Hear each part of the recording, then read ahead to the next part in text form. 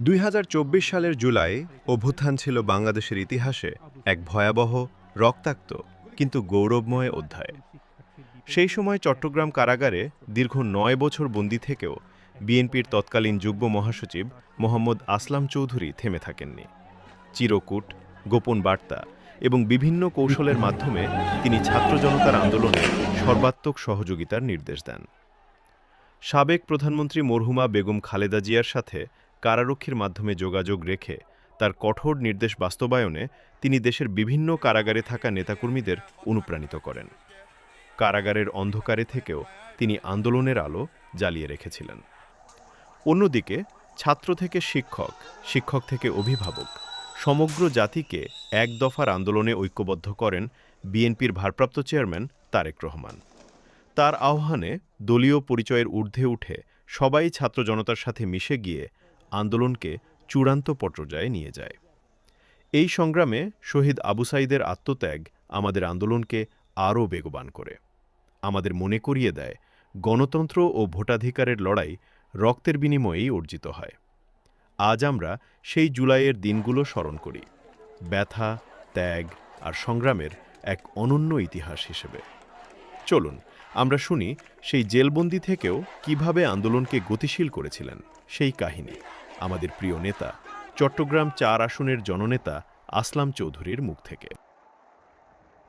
একটা মারবেন 10টা আসবো, 10টা মারবেন লক্ষ আসবো, সারা দেশের মানুষ, মা বাপ সব একসাথে দাঁড়াবো।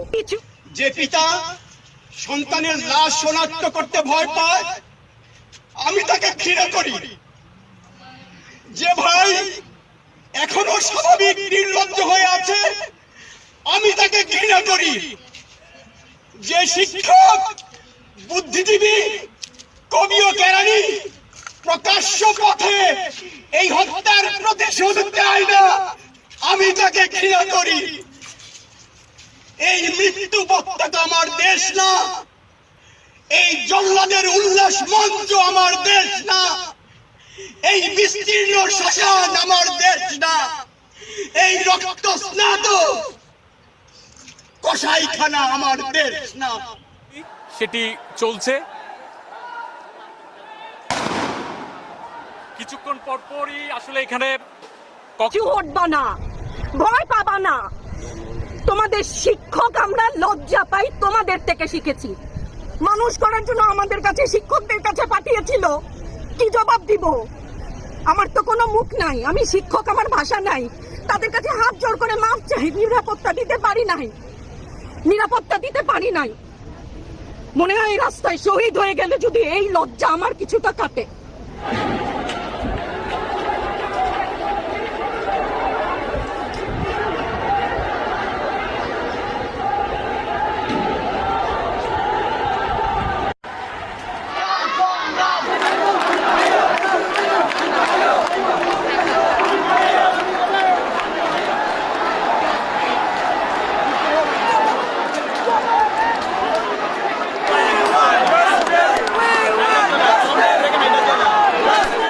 প্রিয় দেশবাসী, আসসালামু আলাইকুম।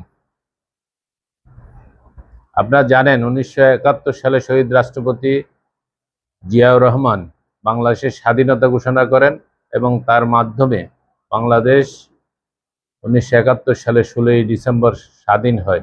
অবশ্য একইভাবে 75 সালে দেশের পট পরিবর্তনের পর আবারও দেশের হাল ধরেন শহীদ রাষ্ট্রপতি জিয়াউর রহমান। ধারাবাহিকতায় বিভিন্ন সময় দেশকে নিয়ে ষড়যন্ত্র, সবকিছু মিলে 90-এর গণ অভ্যুত্থানের মাধ্যমে আমাদের দেশনেত্রী বেগম খালেদা জিয়ার নেতৃত্বে বাংলাদেশে গণতন্ত্র প্রতিষ্ঠিত হয়। বাংলাদেশের মানুষ গণতন্ত্রকে লালন করে, অন্তরে ধারণ করে এবং যার ধারাবাহিকতায় বিভিন্ন সময়ে স্বৈরাচার যখন বাংলাদেশের উপর চাপিয়ে বসে, জনগণ তখন দুর্বার আন্দোলন গড়ে তোলে। বিভিন্ন সময়ে বিভিন্নভাবে বাংলাদেশের গণতন্ত্র বিপর্যস্ত হয়েছে এবং 111-এর মাধ্যমে এমন একটি প্রক্রিয়া হয়েছিল, বাংলাদেশে গণতন্ত্র শূন্যতা বিরাজ করছিল। পরবর্তী পর্যায়ে ফ্যাসিস্ট শেখ হাসিনা সরকার, তত্ত্বাবধায়ক সরকার বিলটা বাতিল করার মাধ্যমে বাংলাদেশের গণতন্ত্রকে কুক্ষিগত করে এবং একদলীয় শাসন কায়েমের আবার পায়তারা করে। সেই জন্য 13 সাল থেকে বাংলাদেশের আপাময় জনগণ দেশনেত্রী বেগম খালেদা জিয়ার নেতৃত্বে তীব্র আন্দোলন গড়ে তোলে। আমাদের সীতাকুণ্ড আপাময় জনগণ সেই মুহূর্তে খুব তীব্র আন্দোলনের মাধ্যমে এমন পরিবেশ সৃষ্টি করে যাতে স্বৈরাচারের পতন হয়। যাই হোক, বিভিন্ন রাজনৈতিক সিদ্ধান্তের কারণে এগুলো পিছিয়ে পড়ে। এই ধারাবাহিকতা চলতে থাকে এবং 16 সালে আমি অ্যারেস্ট হয়ে যাই। 15 সালে একবার অ্যারেস্ট হয়েছি, 16 সালে আমি দীর্ঘ সময়ের জন্য অ্যারেস্ট হয়ে যাই। এর মাধ্যমে গণ অধিকার পরিষদ সহ বিভিন্ন ছাত্র আন্দোলনগুলো পরিচালিত হতে থাকে, বৈষম্য বিরোধী আন্দোলন তীব্র হতে থাকে। আমি বিভিন্ন সময়ে যারা আন্দোলনে ছিল সবাইকে বিভিন্ন ধরনের সহযোগিতা করেছে। জামাতও তখন ব্যতিক্রম ছিল না, জামাতের নেতৃবৃন্দকেও সহযোগিতা করেছে আন্দোলন করার জন্য। কারণ আমাদের একটাই লক্ষ্য ছিল স্বৈরাচারের পতন। এই ধারাবাহিকতা যখন চলতেছিল, আমি জেল থেকে বসেও জেলে যারা নেতা কর্মীরা গিয়েছে তাদেরকে সাহায্য সহযোগিতা করেছি এবং তাদের মনের কথা বোঝার চেষ্টা করেছি এবং সবার সাথে একটা ভাব বিনিময় হয়েছে। আমরা মানুষের আকাঙ্ক্ষার কথা তখন থেকে বুঝছি এবং দেখেছি। বিশেষ করে আমি চট্টগ্রাম কারাগারে, কাশিমপুর কারাগারে, কুমিল্লা কারাগারে, একইভাবে আমাদের বিভিন্ন জায়গায় আমার অবস্থান করতে হয়েছে। রাজনৈতিক সিদ্ধান্তের কারণে আমাকে বিভিন্ন জায়গায় পাঠিয়ে দেওয়া হয়েছে হয়রানি করার জন্য। সব সময় আমি যারা আন্দোলন করেছে তাদেরকে বিভিন্ন চিরকুটের মাধ্যমে যোগাযোগ করেছি, বিভিন্নভাবে যোগাযোগ করেছি। বিশেষভাবে 24 জুলাই অভ্যুত্থান, যেটা আগস্টের 5 তারিখ যেটা সম্পাদন হয়, বিজয় হয়, সেই 5ই আগস্টের বিজয়ের পূর্ব থেকে অর্থাৎ জুলাই আন্দোলন যখন শুরু হয় তখন থেকে ছাত্র নেতৃবৃন্দের সাথে আমাদের যোগাযোগ ছিল, আমাদের নেতৃবৃন্দের সাথে যোগাযোগ ছিল। আমাদের এই এলাকার নেতৃবৃন্দকে, চট্টগ্রামের বিভিন্ন নেতৃবৃন্দকে আমি তাদেরকে বিভিন্ন মাধ্যমে, যখন কোর্টে এসেছি তখন বলেছি যে কোনো ব্যানার ছাড়া, আমাদের দলের ব্যানার ছাড়া নেতাকর্মীদেরকে যারা আন্দোলন করে তাদেরকে সহযোগিতা করার জন্য। আপনারা জানেন জুলাই আন্দোলন শুরু হয়েছিল। জুলাই আন্দোলনের শুরুতে আমি সেদিন তখন কুমিল্লা কারাগারে ছিলাম। কুমিল্লা কারাগার থেকে আমাকে হঠাৎ করে চট্টগ্রাম কারাগারে নিয়ে আসে 14ই জুলাই। এরপর 17-18 জুলাই আমরা দেখেছি বিভিন্ন সময়ে ছাত্রদের উত্তাল। আমি কোর্টে গিয়েছি, কোর্টে আমাদের বিভিন্ন নেতৃবৃন্দকে বলে দিয়েছি তোমরা আর আমাদের দলীয় ব্যানারে কাজকর্ম করার দরকার নেই, নির্দলীয় ব্যানারে জনতার কাতারে গিয়ে সবার সাথে মিলে ঐক্যবদ্ধ হয়ে যাতে সবাই মিলে আন্দোলন গড়ে তোলো। আমি চিরকুটের মাধ্যমেও তাদেরকে জানিয়েছি যখন আন্দোলন তীব্রতর থেকে তীব্রতর করার জন্য।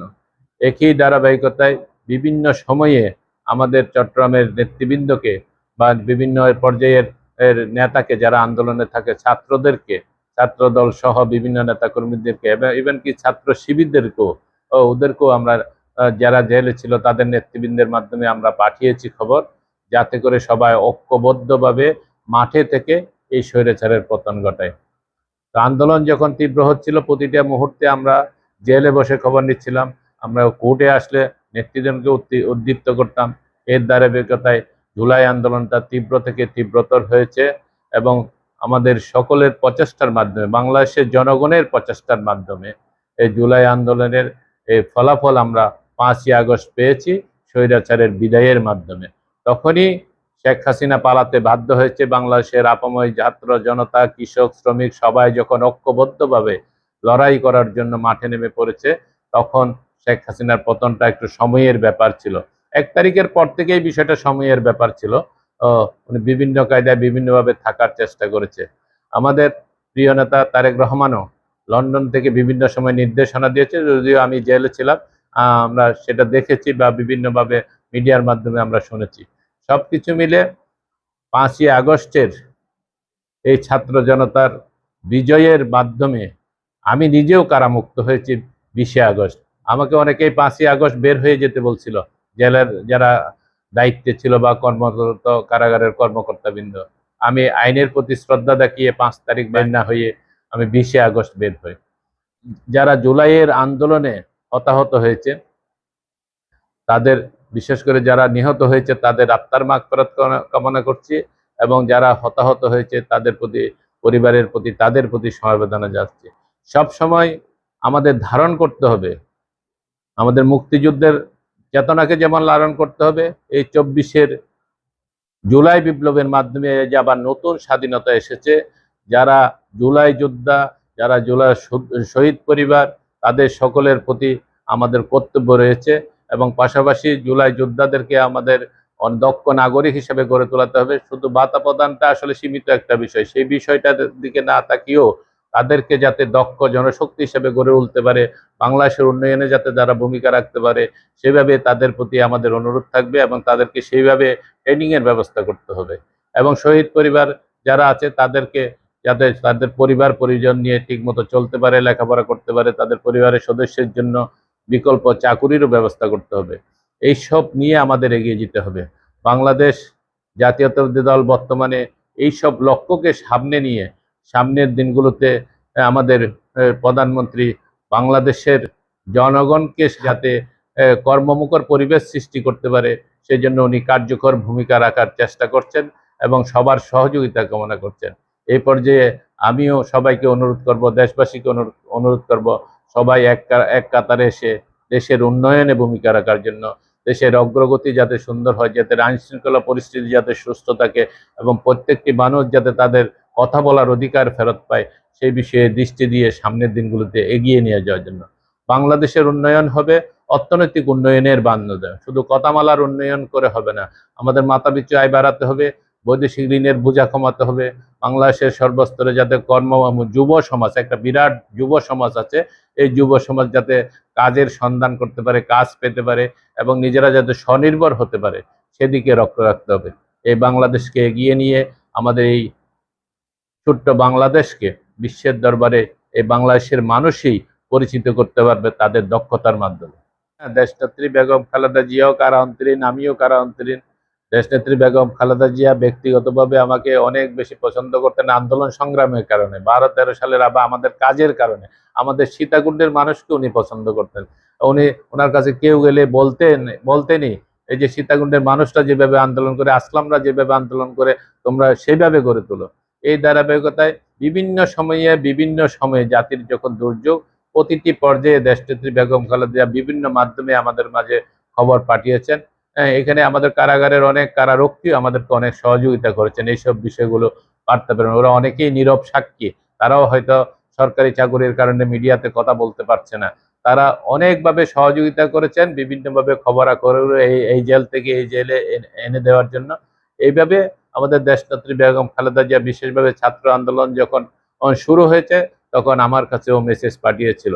আমি এই ধারাবাহিকতায় ওনার নির্দেশনা অনুসারে আমার সব জায়গায় আমাদের নেতা কর্মীদেরকে বার্তাটা আমরা পৌঁছিয়ে দিয়েছি আমাদের কায়দায়, এবং বিভিন্নভাবে কোর্টে আসলে পাঠিয়েছি, আবার কারাগার থেকে বিভিন্ন সিরকুটের মাধ্যমে যতদূর সম্ভব। এগুলা কারাগার তো তখন ফ্যাসিস্ট সরকারের কারাগার, তখন কোনো বার্তা পাঠানো অনেক কষ্ট, বিভিন্নভাবে আমরা মাধ্যমে ইউজ করে আমরা বার্তাগুলো পাঠিয়েছি যাতে আমাদের এই আন্দোলন বেগমান হয়। বিরোধী আন্দোলনে যারা শহীদ হয়েছে তাদের ত্যাগের মাধ্যমে এই আন্দোলন সফল হয়েছে।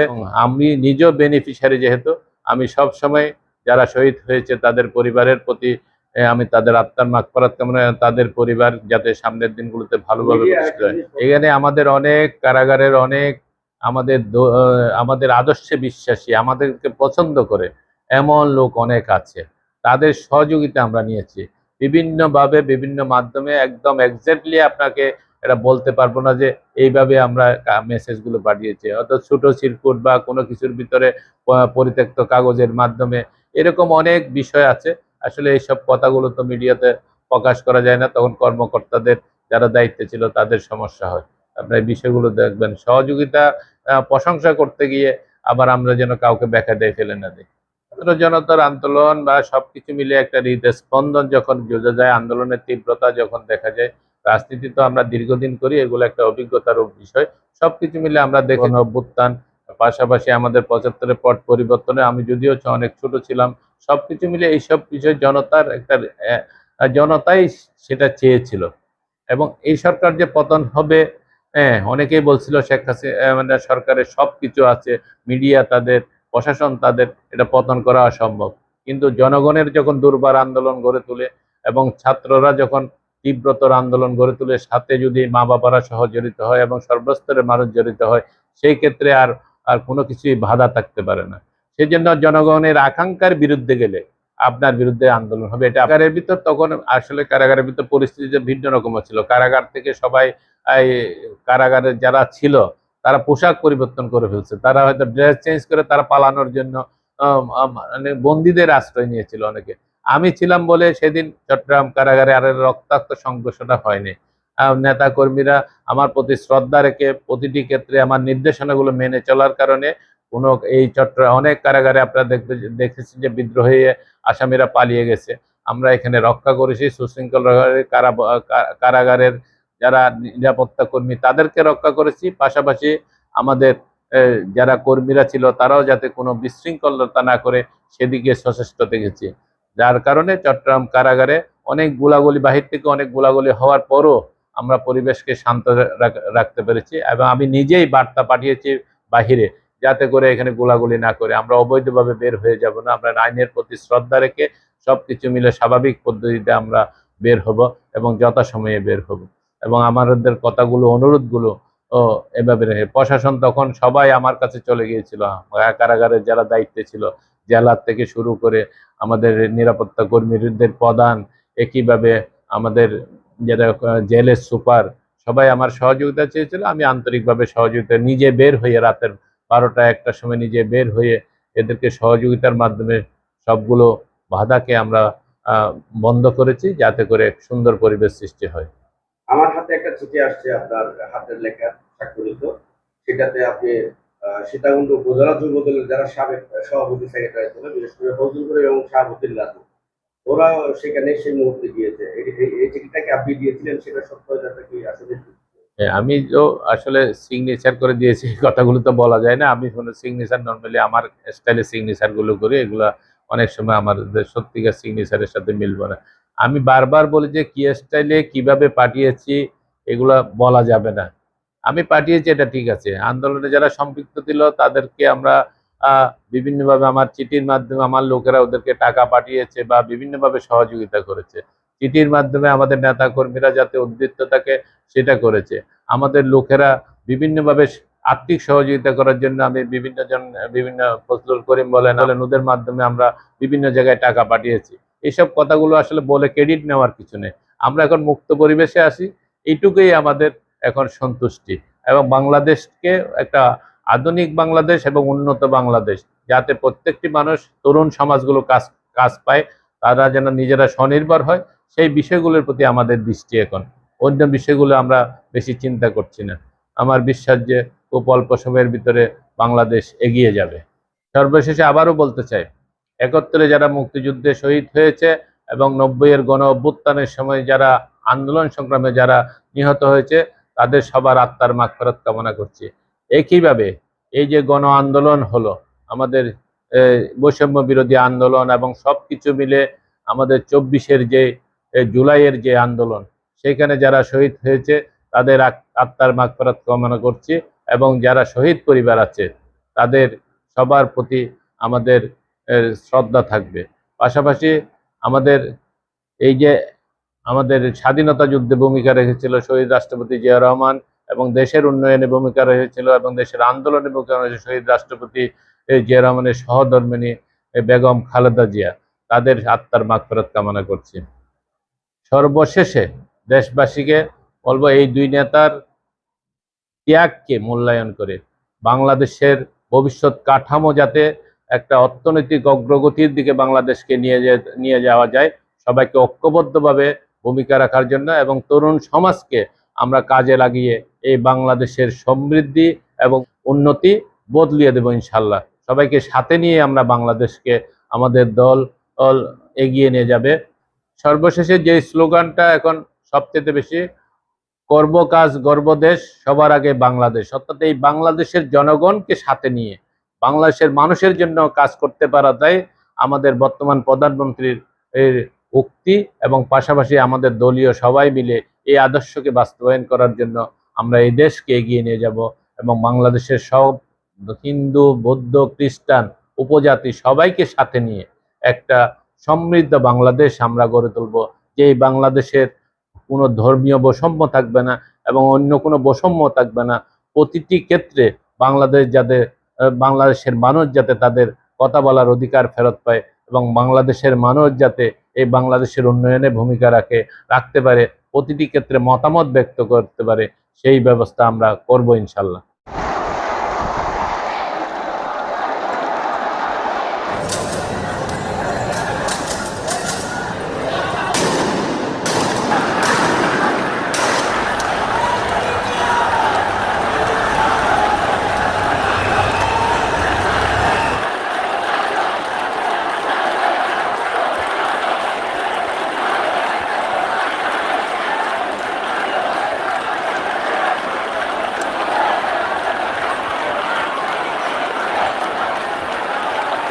জুলাই আন্দোলনের টার্নিং পয়েন্ট হয়ে গিয়েছিল বলে জানান শহীদের সহযোদ্ধারা।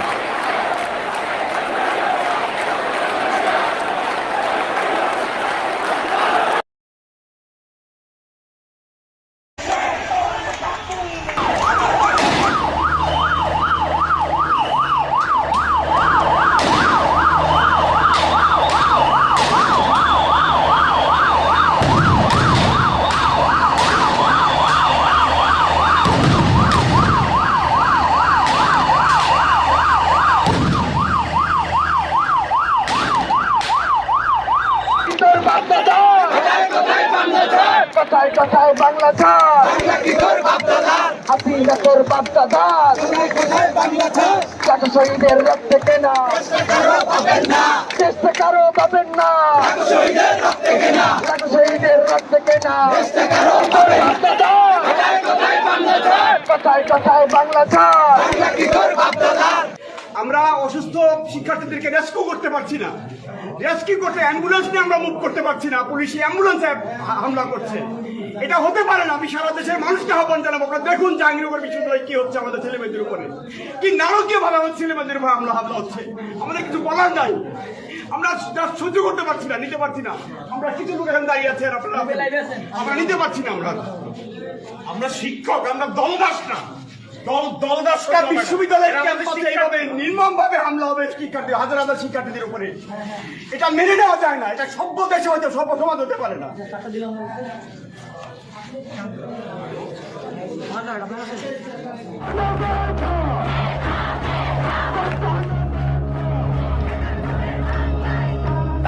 খুনিরা আবু সাইদের চিতানো বুকে গুলি করতে দ্বিধা করেনি। শহীদদের রক্তের দাবি মেটাতে বরং এই মুহূর্তে দফা একটাই দাবি, দফা 1 দাবি 1, খুনি হাসিনার পদত্যাগ।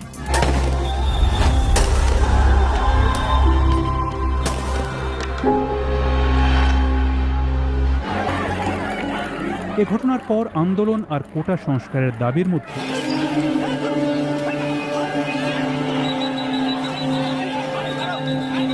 আপনারা রাজপথে নেমে আসুন, ভাই বোন সন্তান স্বজনদের আন্দোলনের পাশে এসে দাঁড়ান, তাদেরকে সহযোগিতা করুন, সাহস দিন। বিএনপির তৃণমূল থেকে শুরু করে শীর্ষ নেতাদের 100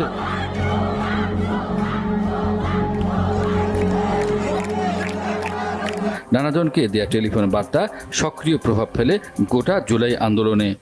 24-এর উত্তপ্ত জুলাই বাংলাদেশের ইতিহাসে ছাত্র জনতার অভূতপূর্ব গণ অভ্যুত্থান। দিনের পর দিন প্রতিনিয়ত আমরা দেখতে পাচ্ছি যে আমাদের ভাই বোনরা আহত হচ্ছে, ভাই বোনরা শহীদ।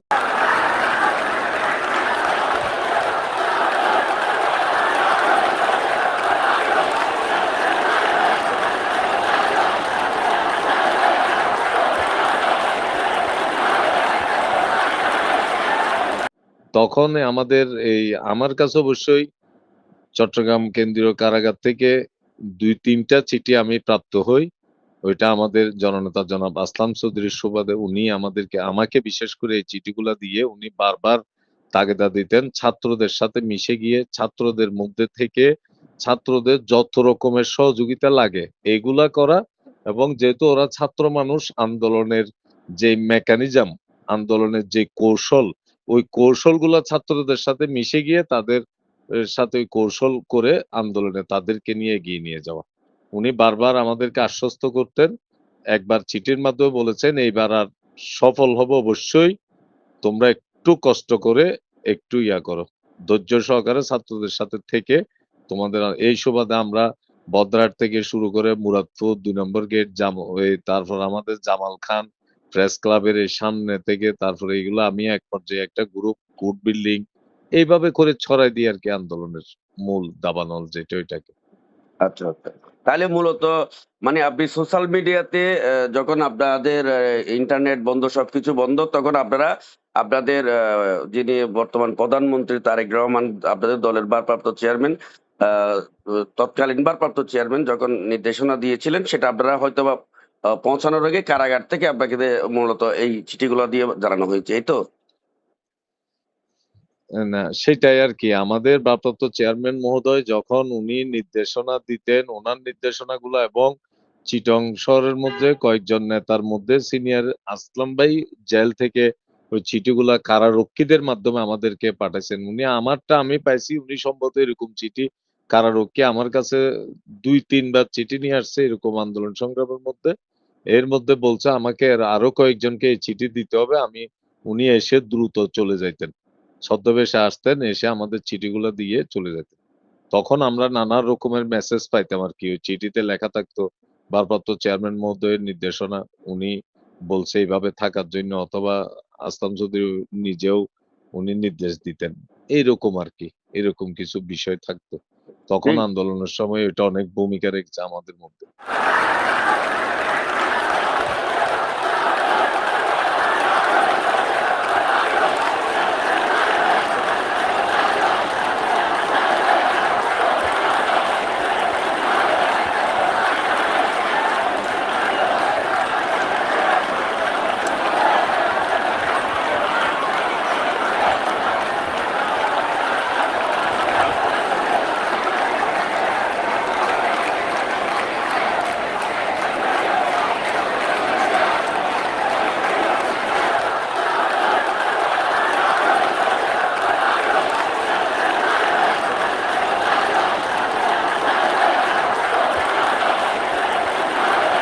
কথায় কথায় বাংলা ছাড়, বাংলা কি তোর বাপ দাদা? কথায় কথায় বাংলা ছাড়, বাংলা কি তোর বাপ দাদা? এই দেশ আমার দেশ, বাংলাদেশ বাংলাদেশ। কথায় কথায় বাংলা ছাড়, বাংলা কি তোর বাপ দাদা? কথায় কথায় বাংলা ছাড়, বাংলা কি তোর বাপ দাদা? এই দেশ আমার দেশ।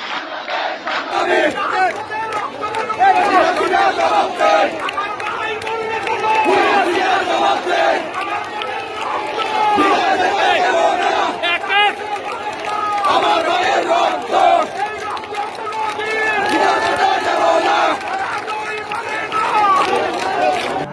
ভিডিও করো, ভিডিও করো, ভিডিও করো।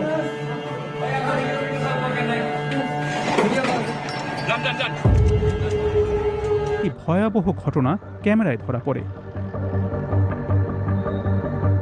মহাসড়কের পাশে একটি চায়ের দোকানের কাছে 19 বছর বয়সী শিক্ষার্থী ইমাম হাসান তাইমকে মারধর ও গুলি করে পুলিশ।